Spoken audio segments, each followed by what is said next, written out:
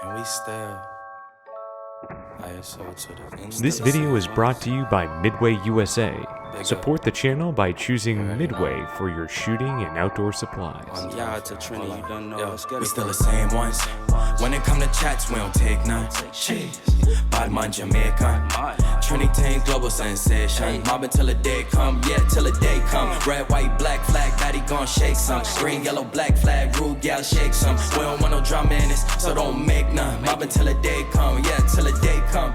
And the day came, still thumbing through the night, chance of light rain. I guess I really gotta show you about this Trini King. I guess this is how it is when you from the island, man. So I took a flight to Unfortunately, we couldn't go to Finnish Brutality. It's just not in our cards right now. But we have friends who are going to go to Finnish Brutality. And so today, unlike regular videos, we get to become the comment section, to where we look at some of our friends who are headed to Finnish Brutality and go, actually, you're doing that wrong, which we get all the time in our videos. So, I know I kind of dragged Josh into this, but you excited to get to be the comment section for a change? Well, as I understand it, nobody's running an AR, so everybody's wrong. And I'll be sure to let everybody know why here shortly. Well, yeah. So in the past, they've certainly, like, the What Would Stoner Do rifle and stuff like that has really kind of dominated that scene. Which the four friends who we talk to are certainly not running ARs, and we kind of shifted our publication schedule around a little bit to accommodate this. Because this year there's a strange theme of people running battle rifles at Finnish Brutality, which is hard to begin with. So yeah, I thought this would be some interesting conversation. So we have four contestants that we're looking at, and four of them, many of those who watch this show should be familiar with. Number one being the blessed Ian McCollum from Forgotten Weapons, running a modified, spurred out, essentially left-handed AK-4D, so a modernized G3. The second one we have is Mike from Bloke on the Range, who is running an SLR, and funny enough, recently he broke a certain part of it that we'll talk about. And the third friend that we have is Giga from Polenar Tactical, who is running, I don't know what you would call it, but it's a 308. It's a Saiga 308 that has been decked out. And then finally, one of my most favorite responses or theories in going to Finnish Brutality is Calvin over at Firepower United, aka Fooklong, which timestamp below if you just want to jump to that. But that, to me, that's like one of my favorite responses on Finnish Brutality prep work. But without further ado, what do you say? Let's get into it.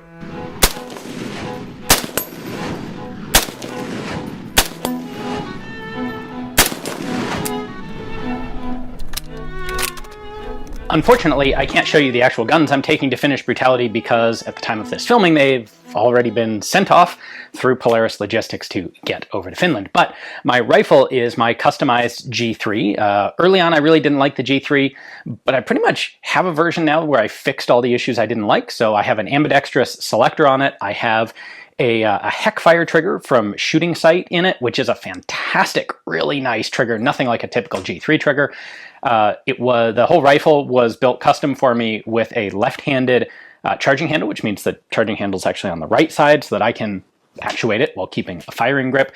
I've got a Magpul, or a BNT lightweight polymer bipod on it, and I decided to go this year with an ACOG, basic standard 3.5 power ACOG. The targets at Finnish Brutality are often fairly small and fairly hard to distinguish. They are not painted, they're dirt and background colored. Last year I used my magnifier on basically all of the stages, and I figured for a 7.62 this year I would give a try to a standalone fixed magnified optic. So 3.5 power ACOG seems like an interesting way to go with it, especially considering Bloke will be using a 3 power optic as well. So that should be a really interesting comparison. I have 20 round mags. I have a coupled pair of 20 round mags that I'm going to run in the gun to begin with to give me 40 rounds to start with. For a pistol, I'm using a SIG M18. It's a contract overrun gun, largely because I was able to get my hands on one of these. This is the Romeo M17, or SIG, yeah, Romeo M17. It's their new red dot specifically fitted to the M17 and M18 pistols, and that's the only pistol that it fits. It's a proprietary mount. So I'm excited to try this out. It's cool. It's very low profile. I have it here in my hand because it arrived after I shipped my pistol off. So the day before the match, I will be mounting this, zeroing it, and then essentially the first time I use the thing will be at Finnish Brutality. For kit, I'm using one of Varusteleka's low-profile plate carriers. They're LVPC, low visibility plate carrier. I've got 3 pouches on here for 7.62 magazines, G3 mags. I've got the cummerbund pouches for small items. I can put some pistol mags in there if I want to. I then have one of Leica's, of course, combat belts, medkit. Rules of Finnish Brutality require a knife, so I've got a Jaktari Pukko, tourniquet, mag pouches. That's where my pistol holster will go. The holster is also on its way to Finland already.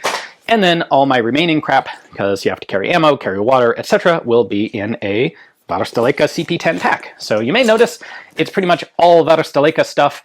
For me, I'll also be wearing some of their Sarma TST fatigues in Finnish MO5, and for me, that's part of the fun of going to Finnish Brutality, is getting to break out the woodland camo that I don't normally get to make much use of down here in the desert. Oh my gosh, like hard mode doesn't even like fully encapsulate what I think Ian's going to go through. Like, he's running a G3 to begin with. So G3s, as we've evaluated in our videos, I think the G3 really peaks with the long distance stuff, and it doesn't do as well in the short distance, which Finnish Brutality is I think it's a 300 meter max on their distances. So that's 5.56 territory. It's heavier. The recoil, I'll let you talk about the recoil in a bit, because I think, I like your take on the recoil. But then Ian's also running it with a TA31. So the ACOG with the shortest eye relief. So 308's hard to begin with. I think the recoil is going to be quite difficult to deal with up at short range targets, but then using a short eye relief optic exacerbates some of those issues.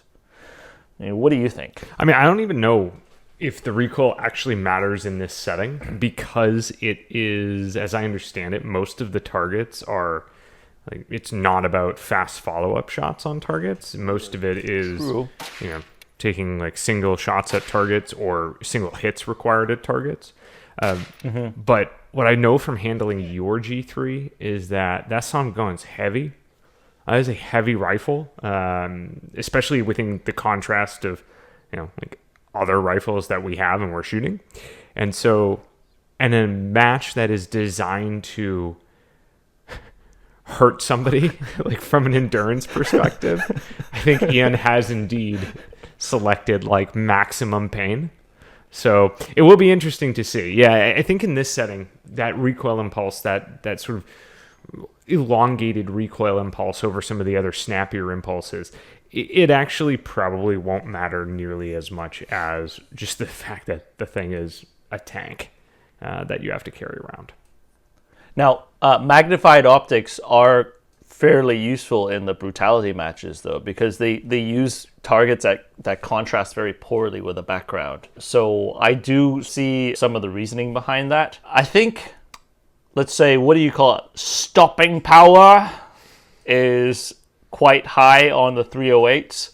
And so, well, the energy delivered to the target is quite high with 308s versus 5.56. So one of the things that they really push pretty hard in the brutality matches are the spinners.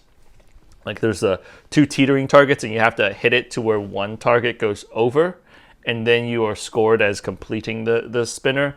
And so if you're able to get repeated rounds on that target quickly to where, and rounds that are effective at pushing the spinner over quickly, so that would be an advantage over some of the 5.56 rifles. But that's probably, to your point, one of the rare instances where you're in these style of matches where you're just trying to spam rounds onto a single target. So to a similar note, however, we have Mike from Bloke on the Range.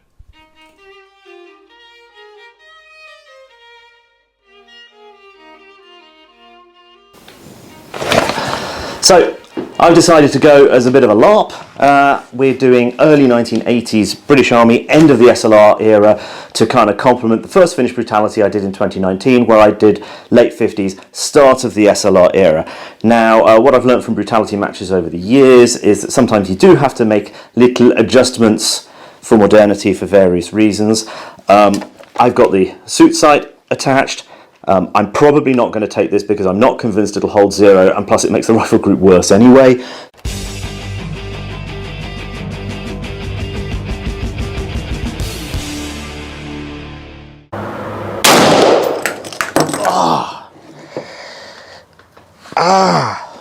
So I've ended up with a second scoping scar to accompany the first one I got back in the 90s when I was a kid. And as we like to say on the channel, it's not Bloke on the Range unless something goes wrong. So a Primary Arms SLX 3 power will try and do what the suit was trying to achieve but failed at because the mount is absolute tonk. I've got a Browning high power in a 58 pattern holster, which is a big word for it. It's kind of a pistol pouch really. That I'm quite confident with. I shoot that quite well. Using the holster, if I have to reholster, that's going to be a pain in the bum, but I'll have to deal with it. There are no issued other ammo pouches, so I've just got some basic Chinesian ones there. To get enough magazines to make up the 90 rounds at the start signal in TST, I've got both pouches full of magazines, and there's not enough room for kidney pouches on the webbing, so I've got a kind of alley. This is a legit thing people did, put 3 water bottle pouches around the back, which is pretty cool. I've got an LMG mag. In fact, I've got 2 LMG mags, 30 rounds each. They do run, contrary to myth. And then I have a Bren sling. One thing I discovered, certainly the first Brutality matches, when you compulsorily have to sling the rifle, the normal SLR length slings, which is the same as the Enfield sling, is not long enough. It's a real pain. Now I have to make 12 kilos in the gear for TST division. I might not need the helmet. The helmet counts. We shall see. If I can avoid taking this, that's better, but I'm wearing it for the point of this because it looks cool. Clothing wise, I have 68 pattern jacket and trousers, or smock and trousers. These are fully lined. I am sweating here right now. This could be interesting, and I actually have the OG genuine new old stock Boots DMS with putties, because putties are class. And in any case, we're allowed a little bit of special Gucci stuff because alliness saves lives. Now in terms of performance, this is definitely hard mode on everything except spinners. Literally the only place where 308 has an advantage is on spinners. I'm hoping that with the gas turned all the way down, this will run reliably. We shall see. It could be exciting if it doesn't, but this is hard mode. Shooting a 308 is hard mode. Using the old gear is hard mode. Closing the pouches is difficult. It's much easier with the modern stuff. You don't have to worry about it. I'm going to try and retain mags in the traditional manner of chucking them down the front of my smock, because that's about the only solution here without going for a dump pouch. But then I think a dump pouch is a bit too modern for me. So there you go. Mike is using the almighty SLR, the L1A1, as a British constituent probably would aspire to use in such an international competition. A funny thing is, he was considering using his suit scope for this match, but as of recent, his suit scope decided to self-destruct and slap him in the head. And if you look at Mike, he now has like a little scope mark right here, which, oh my gosh, what would you like to characterize our experience with the suit scope? to be like, Josh? Brutal. So we went out and we probably shot that particular rifle 3 times, Henry, because we were sure that the results we were getting were bad results or wrong. Especially because if I recall correctly, you outshot the Trilux with iron sights. Yep. And so we there was no way that was possible. So we were sure that we were doing something wrong mechanically. We were user erroring the scope in some way, but as it turns out, perhaps not. Yeah, so because the scope is now self-destructed, Mike is going to use a DS Arms dust cover mount. It's a decently designed dust cover mount. The FAL dust cover mount, it clamps really solidly on the side, and he's going to put a primary arms 3X on the top to say, like, sort of a hypothetical, like, what was a decently designed scope to run in that concept? What would that have looked like for the British Army? Which intellectually I think is actually really cool, because the optic itself is like light years ahead of people. In the 70s, they had essentially an ACOG concept out there.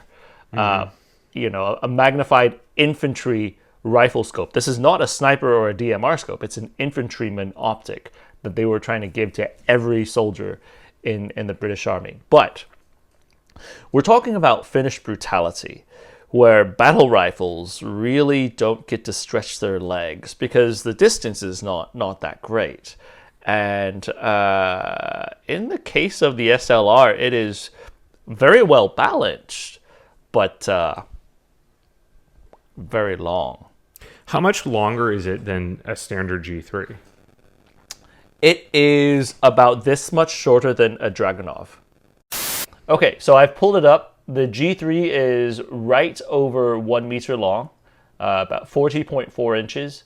And then the SLR is 1.14 meter long. So it's almost 4 feet. It's 3 feet and 9 inches long. Yeah, that's a long but Ian's G3 also has a collapsing spur stock, so it is shorter than the actual G3 back in the day. Well, and at Finnish Brutality, this is the matches where you see people having to go like in and out of like armored vehicles and crawling through pipes and crap like that, right? So it's the extra amount of length that you've got there is absolutely going to matter. That's perpetual pain of the longer rifles. And I find it very interesting, Henry. This is one thing that I always find interesting when we see the comments on the videos we've put out, where there are plenty of guys who, back in their day, 40, 50 years ago, 30, 40 years ago, whatever it may be, they were rolling with these pieces of equipment in a manner which is just definitely not optimized as if you were to compare it to modernized gear and equipment, which is just, for all intents and purposes, better designed for the overall job in most cases. And the number of comments there that you've got on things like, say, the SLR video or the L1A1 videos, where you talk about that length and how crazy long it is and how it must have absolutely sucked to have to jump with rifles like that and so on and so forth. And the number of comments of, oh, well, back in my day, this was normal. We all did it. Like, yes, we understand, but that doesn't mean that it sucked. It just means that that's an incredible feat to begin with. So, yes, we wish Mike all the best. Go get a Mike. You got this. I don't like. So Mike's actually done a Finnish Brutality with an SLR before. This isn't his first go round. Yeah, so the last time he did it with an iron-sighted Aussie SLR. Jeez. And there's actually footage of him like leaning out of a vehicle, like sticking the SLR out and like trying to like ping targets from the passenger side of the vehicle. Yes. But I mean, to your point, there's footage of British soldiers in Northern Ireland clearing houses with SLRs. I mean, that's like the worst case scenario. And we're not talking about American houses. We're talking about European, like Northern Ireland houses, to where the hallways are like maybe a bit more than shoulder length in some places. Yep. So maybe a bayonet is optimal for that type of house clearing. I don't know. Ridiculous. Well, look, what I would say is that I think between Mike's previous run with irons versus slapping on a very, very small 3-power prism, a modern 3-power prism, I think that there's likely to be massive advantage of that in the particular setting of this match. Yeah, so looking forward to seeing that. It's also, compared to the G3, like ergonomics-wise, I will say that the FAL, like we were talking about this earlier, you do have everything in your workspace instead of having your charging handle in the front, needing to like hard cock it for any type of reloads. However, Mike's SLR does not have the bolt hold open as per the British standard. But still, you're not shooting to bolt lock. I think ergonomics-wise, Mike may have an easier time than Ian on running the rifle itself. Yeah, but it's Ian has linked. a customized left-handed G3, so he's obviously cheating to begin with. Yeah. All right. Well, at this note, so we've talked about some of the NATO stuff. We should jump towards, well, technically a lot of Central Europe is NATO. But I digress. Our friend Giga at Polenar has his own take on what a battle rifle should be. Let's check it out.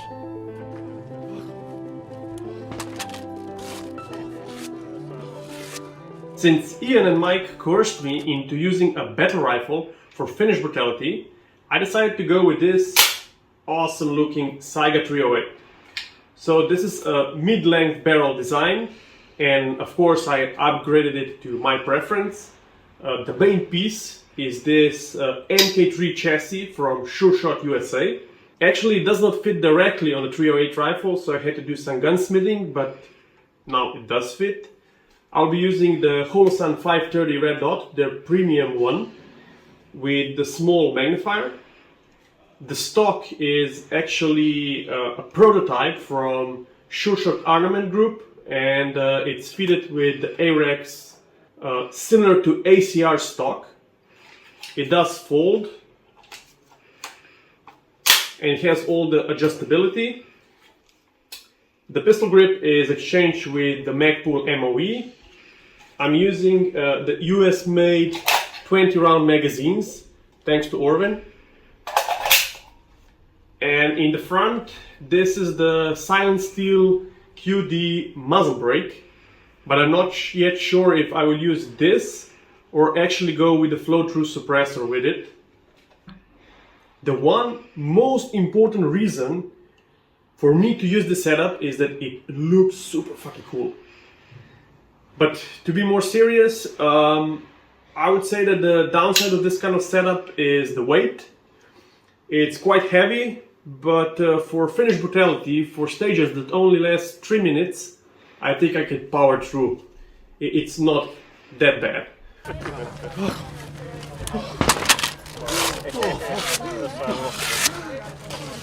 Otherwise, what will work for me is that it's essentially a normal AK system, so feels like an AK, reloads like an AK, has a bit more recoil than a normal AK, but that shouldn't be a problem. And I'm very used to shooting and running AKs, so I think that will work in my favor.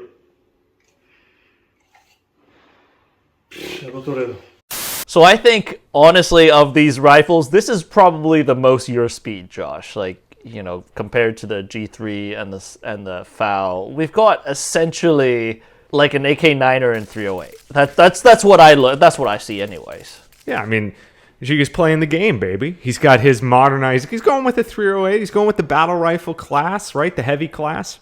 But he's got all the modern niceties on there. He's Yeah. Yes. Yeah, so I have not felt how his rifle feels like, but if it's anything like the AK-9er, the SureShot chassis in the front, it really balances out the rifle. very, very well compared to a normal AK. Especially if he's even running an ACR stock, which is heavier than my Car 15 stock. So his rifle should be fairly well balanced. And he's also running a red dot magnifier combination, which is for 0-300, that is like one of the best, in my opinion, one of the best combinations if you're really focusing on that short combat distance. I would say that within scope, right, again, when we go back to what these matches are, which is very like endurance based, there is a lot of weight on that rifle, just like on the other battle rifles. It looks to be that there's a prioritization of basically weight and form and function, or form and function, which then results in some additional weight, as opposed to maximizing for a complete lightweight build. But again, within scope here, we're looking at something where we're not necessarily having to carry this rifle on a 20-mile rock, or Giga, for that matter, isn't going to have to carry this on a 20-mile rock per se, but there are obviously some pretty significant endurance-related elements to this thing. And what I know over time is that the speed at which things start to degrade happens very rapidly in terms of your personal performance when it comes to weight. So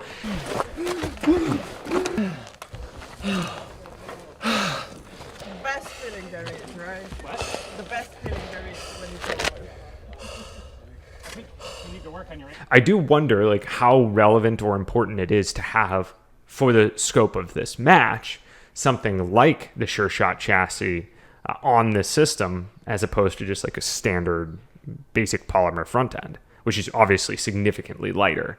And again, I think that there's a balance between recoil impulse and feel, and being able to see the impacts of where the rounds are going, for example, and the recoil control against the weight that you have there. One thing that Giga is running with the front end, though, is a vertical foregrip, or I don't know what you call it, like it's a modified stubby. BCM grip. It's It's a modified BCM grip. Yeah, but kind of like the SVG, kind of like the Slate Stop. Unlike some of the other rifles, I think Ian's is slick. Mike's is for sure slick. It's old school SLR. He has the ability to also jam it against barriers, which you will be running against barriers in Finnish Brutality. And it's not just Finnish Brutality. In real, there is stuff in the world around you, in the playing field, if you are in that type of a game, to where you could use to brace your rifle to leverage some of the objects around you to give you better, more efficient shots. That's going to be an advantage to Giga, and they're also not dealing with a cold, so they don't have to worry about the handguards getting too really cold to hold on to. So the metallic handguards is just it's no big deal. Of course, you could put like slate grips on it that makes it a little better, but I think at the end of the day, Giga's is probably the closest to a gamer 308 of the ones that we're looking at. Absolutely, yes. Yeah. So you have like Ian's, which is kind of like a modified AK4D, Mike's, which is an SLR with suit that doesn't explode and bonk you on the head, and then Giga, which is just like a gamered out AK, which is what the Niner is. Mm-hmm. And then we have Calvin's. Yeah, Calvin's. Yeah, let's check it out, and then we'll talk about it. Hi guys, Calvin with Firepower United, and this year at Finnish Brutality, I do not know what guns or gear I will be using. I will essentially be shooting battlefield pickups and borrowing web gear from BOTR because I don't want to deal with the logistics of shipping my guns and gear to Finland. So last year, I used a borrowed Daniel Defense AR-15 and a SIG P320 Legion, and that worked out okay. I think for these types of matches, having good shooting fundamentals, solid stage strategy, and being fit enough that you can perform all the physical challenges without affecting your ability to hit the targets is going to be a lot more important than the guns or gear. So we'll see how I do this year. All right, so I was the most excited to see what Calvin had to say, because this is the second year of Calvin rolling into Finnish Brutality, throwing caution to the wind, saying, I have no idea what I'm going to shoot, and I'm just going to have fun and shoot it.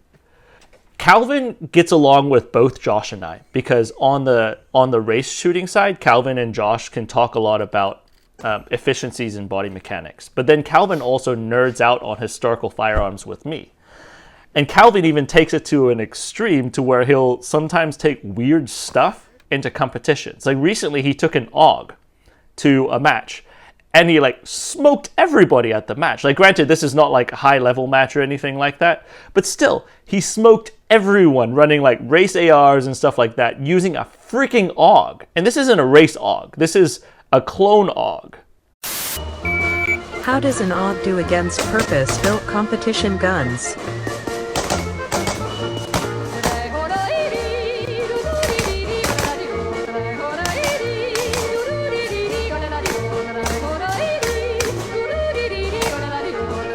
Wow. This message is brought to you by Big Pup. Big Pup. Well, it's interesting though to see like what Calvin is focusing on. Essentially, he's seeing that he wants to focus on shooting fundamentals, and he wants to focus on endurance, physical fitness, which I think a lot of times as gun guys, a lot of us look at Finnish Brutality and we get so focused on what people are bringing, the kit that they're bringing, we then forget that the cornerstone and what really matters in these matches is that's really it. It's your core skill and, you know, your core endurance or, you know, physical fitness on that. It's because it isn't sexy. It's not sexy to talk about having to put in like running sprints or putting in miles on pavement or doing deadlifts. Like, it's not interesting to talk about that. It's not fun to talk about that. And it removes the entire baseline component that exists in many ways within the firearms industry, but almost all industries, which is that you can buy performance. And that's true, obviously, to a degree, because modern equipment and better XYZ thing will give you advantages. There's zero debate about that. And if anyone does tell you that that's wrong, they're also lying to you about that. We run into that ourselves. Like, I'm shooting iron sights and I'm able to hit long distance targets, and they assume that, oh, Henry must like iron sights more than optics. I am not insane. If I had to go to war, I don't want an iron sight only rifle. Yes, I went to war with an iron sight only rifle, but then I, traded things out very quickly. That is not a preference typically. Now, I mean, I think it's interesting. It's interesting to think about this because I think it should be a core skill to have, but maybe not to the extent that you need to be able to shoot 1,000-yard iron sight targets. But having a baseline to where you could pick up any rifle out there and be able to have some sort of proficiency in it with iron sights or optics, that's important. But that, again, comes down to the core skill of a person. Like, Calvin going to this match, he doesn't know exactly what he's going to run into. Like, he knows that he's going to get, some form of a Finnish RK. Great. But he doesn't exactly know what he's going to get. And that's where that core skill really comes in, Yeah. But I'm not trying to say that Ian, Mike, or Giga don't train. In fact, if you look at any of their Instagrams, they constantly train for physical fitness for any of these matches. Like, Ian is constantly posting running videos, training videos. Mike is also constantly posting the same. Giga talks a lot about shooting techniques and just the core proficiency with a firearm. These are the skills that make you function in matches like this with the stress. Now, yes, the kit, the gear, the rifles, that's a fun part. I think the main takeaway, and this is my thought, with Finnish Brutality and matches like this, is at the core of it, it should be training for some of those unsexy things that you're talking about and pushing yourselves on the skill level. Otherwise, you're going to just be a giant loot crate for people. Couldn't have said it better myself. Again, like within context, this extends, in my opinion, well beyond like the brutality matches, or going and shooting USPSA, or like any of these other things, because obviously some of them require more physical aptitude than others, or more, let's call it physical endurance and strength than others. But it extends in general throughout, or at least in my opinion, you should extend it in general throughout your everyday life. Like strive for being higher within your baseline, like an endurance level, in your physical fitness, in your cardio skill, in your any of those relevant categories. And those categories include, of course, gun skill, things of that nature. So recently, Josh, this is a good way to bring it back to this one point. Recently, Josh told me about some comment that we saw in the comment section. I don't know, like I didn't see it because I haven't been good at checking things this last week. But someone evidently told us that we should find people who are more average at shooting to test firearms, so we don't give people a false sense of expectations towards some of these firearms. I strongly disagree with that. I very strongly disagree with that, because as a shooter, I want to know what the core potential is in some of these firearms. And so I want to do my very best at honing my skills so I could present it. Otherwise, why is there a value in watching a show? That's for me. And so, I mean, I'll take it as a compliment saying that you and I are able to shoot firearms well, north of some of the population. But I think that type of mentality is not that great, because it inherently tells people that you could stay at this really low bar baseline and that you should maintain that as the standard. All right. Is that bad?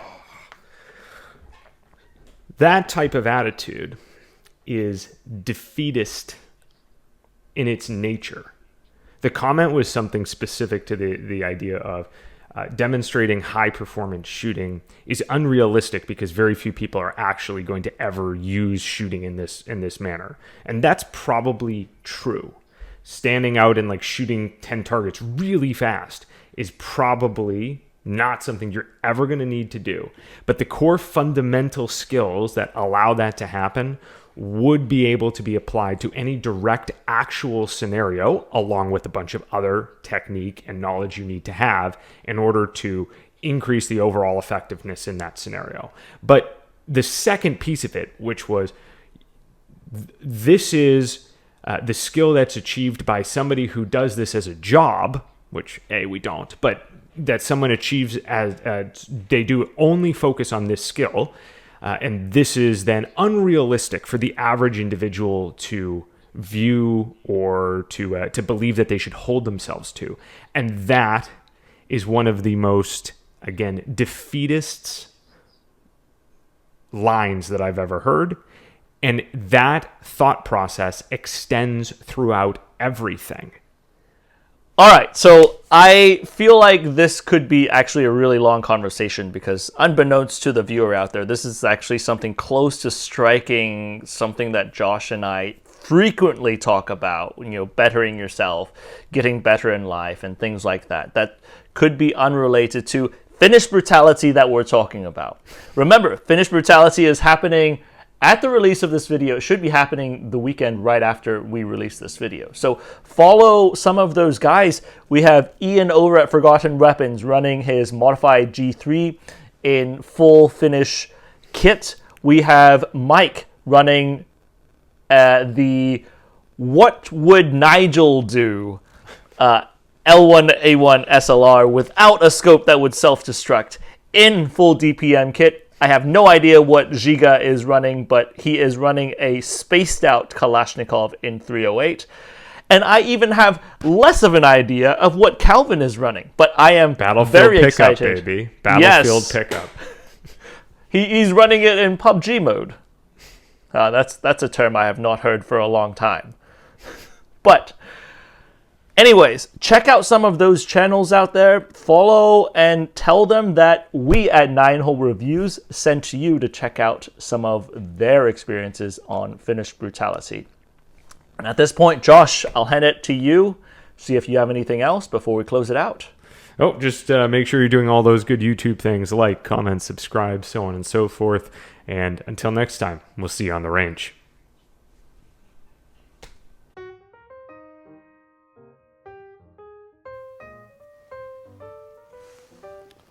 Bonsoir. You must have caught me admiring these two beauties behind me. Of course, from Saint Etienne. I hope you're enjoying the show so far. Shows like this, they're made possible by Slate Black Industries. But more importantly, it is made possible from the patrons of Patreon. That's true. This group of magnificent Madame et Messieurs, they support us financially, intellectually, but more importantly, emotionally. So today, I would like to invite you. Come, join us. Become one of us. Together, we can discover the small intricacies of firearms technology. But if you cannot, c'est pas problème. We understand. We would be just as happy to hear from you in the comment section below. But for now, allons-y. Let's get on with it. 716, this is Steel Knight 6, 4 Vic, 8 packs, Redcon 1, green to green. How copy, over? Steel Knight 6, this is 716, roger, over. 16, Steel Knight 1, 1 pack,